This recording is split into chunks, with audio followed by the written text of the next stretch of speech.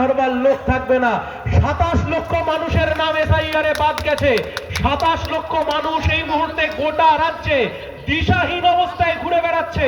বাপ কাকা 14 গোষ্ঠীর নাম ভোটার লিস্টে রয়েছে, 2002-তে ভোটার লিস্টের নাম রয়েছে, 2002-তে এক রকমের নাম, তারপর হয়তো নাম পরিবর্তন হয়েছে, কোন জায়গায় কাগজের ভুল আছে।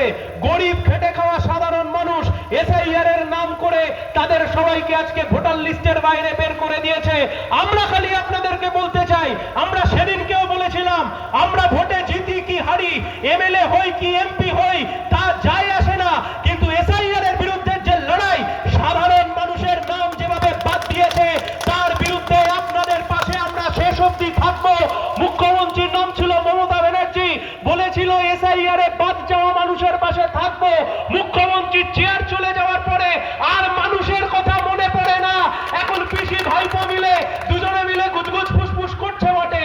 আমরা কেবল আপনাদেরকে একটাই কথা বলছি, যাদের কাগজ আছে, যারা এদেশের নাগরিক, যারা এদেশে ভোট দিয়েছে, 2002-তে নাম রয়েছে, আরো বিস্তর কাগজ রয়েছে, যারা এই রাজ্যের অনেক দিন ধরে বসবাস করছেন, যুগের পর যুগ ধরে এদেশের যারা নাগরিক, তাদেরকে আজকে যেভাবে ভোটাধিকারের নাম করে বঞ্চিত করতে চাইছে।